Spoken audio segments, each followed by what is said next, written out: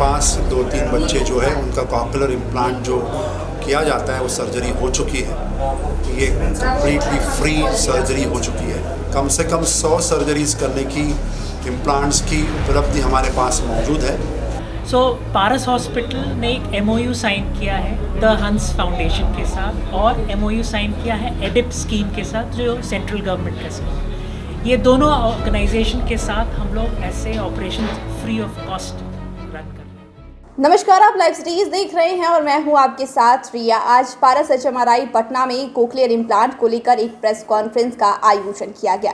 तो चलिए इसमें विस्तार से जानते हैं कि आखिर ये कोक्लियर इम्प्लांट है क्या, और इस विषय में जानकारी देने के लिए मौजूद है ENT डॉक्टर अभिनीत लाल और रीजनल डायरेक्टर डॉक्टर सुहास आराध्याय मौजूद है। तो सुनिए कि ये डॉक्टर क्या कुछ कह रहे हैं। मैं डॉक्टर सुहास आराध्य, रीजनल डायरेक्टर पारस ग्रुप। आज जो प्रेस कॉन्फ्रेंस हमने बुलाई, इसका आयोजन का एक ही इरादा था कि हमारे पास 2-3 बच्चे जो है उनका कॉक्लियर इम्प्लांट जो किया जाता है वो सर्जरी हो चुकी है।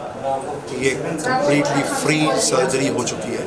तो हमारे बिहार स्टेट में भी ये उपलब्धि है ये सर्जरी की हमारे पारस HMRI में, ये बताने के लिए आज का आयोजन किया था। और उसके साथ साथ अपने स्टेट में, बिहार स्टेट में और भी कोई बच्चों को ये ज़रूरत होगी तो हम वो करने के लिए कटिबद्ध हैं। कम से कम 100 सर्जरीज करने की इम्प्लांट्स की उपलब्धि हमारे पास मौजूद है। तो जल्दी से जल्दी ये पेशेंट्स मिले, उनको फ़ायदा जाए और उनका भला हो जाए और उससे हमको भी दुआ मिले, ये इरादे से ये आयोजन किया है। सर, तो मैं आपसे जानना चाहूँगी कि जब ये इम्प्लांट हो रहा है किसी बच्चे के साथ, जब वो बोल नहीं पा रहा है और खासकर सुनने में समस्याएं हो रही है, तो इम्प्लांट के कितने दिन बाद जब वो बोलने लगता है और या फिर जब वो इम्प्लांट हो, सावधानियाँ बरतनी चाहिए बच्चे को?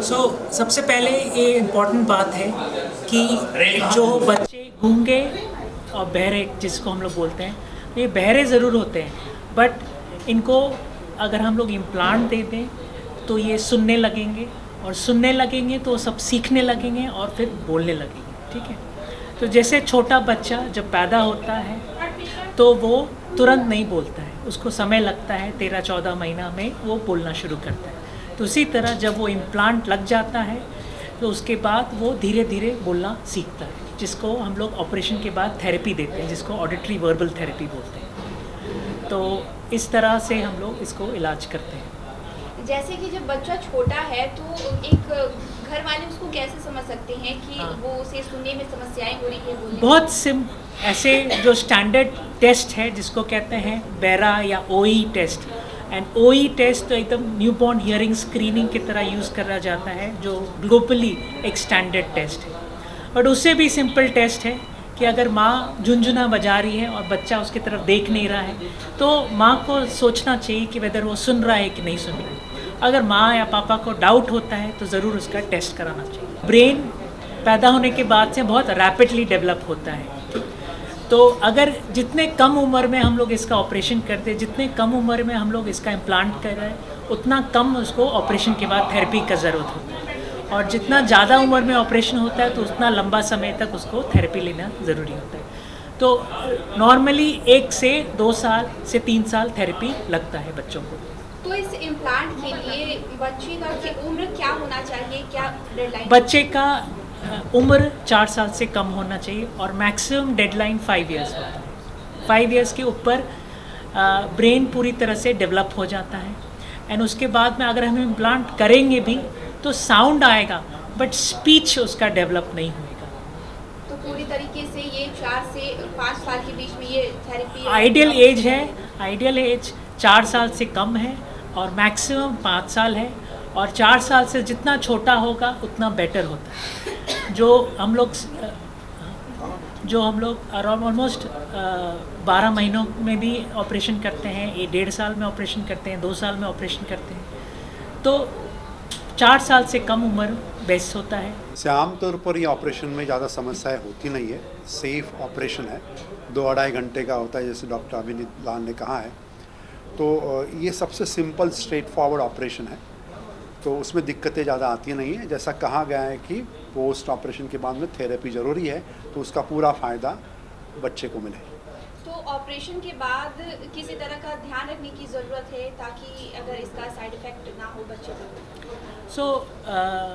जैसा कोई भी ऑपरेशन है उसी तरह इस ऑपरेशन में भी ऑपरेशन के बाद वो साफ़ सुथरा एनवायरनमेंट में रहना ज़रूरी है। तो और साफ़ वातावरण में ऑपरेशन होना ज़रूरी है, क्लीन एनवायरनमेंट में, सो दैट इन्फेक्शन ना हो। That is the only risk इसमें, इस ऑपरेशन में। इसके अलावा और कोई रिस्क नहीं है इस ऑपरेशन। सो पारस हॉस्पिटल ने एक MOU साइन किया है द हंस फाउंडेशन के साथ और MOU साइन किया है एडिप स्कीम के साथ, जो सेंट्रल गवर्नमेंट का स्कीम है। ये दोनों ऑर्गेनाइजेशन के साथ हम लोग ऐसे operation free of cost run कर रहे हैं। सो सारा कॉस्ट रीएम्बर्स होता है द हंस फाउंडेशन से और एडिप्स के थ्रू।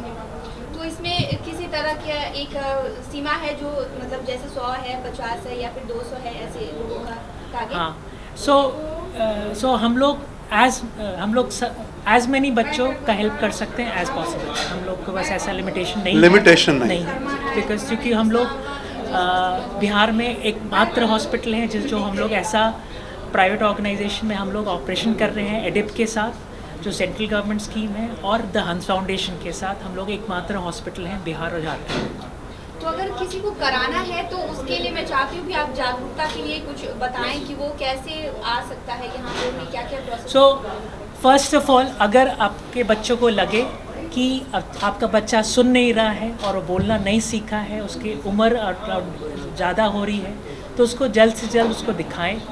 एंड फिर हम लोग कुछ टेस्ट करते हैं जिसको कहते हैं BERA test, OE test, CT scan, MRI इलाका, तो इस निष्कर्ष में आने के लिए कि इसको कॉकलियर इम्प्लांट से फ़ायदा होगा। एक बार हम लोग निश्चय हो गया कि इसको कॉकलियर इम्प्लांट से फ़ायदा होगा, तब हम लोग इसका प्रोसेस, फंडिंग का प्रोसेस शुरू करते हैं। तो फंडिंग हम लोग द हंस फाउंडेशन के साथ कर सकते हैं या एडिप स्कीम के साथ कर सकते हैं, डिपेंडिंग कि पेशेंट को किस तरह से चाहिए उसको। एक टेलीफोन कॉल हमारे कॉल सेंटर पे भी आ गया तो इमीडिएटली सारी वर्किंग करके सारी चीज़ प्रोसेस करनी, सारा एनवायरनमेंट, सारी चीज़ हमारी तरफ से मौजूद होती है। हमारे पास जो डॉक्टर्स हैं उनकी तरफ से भी योगदान होता है।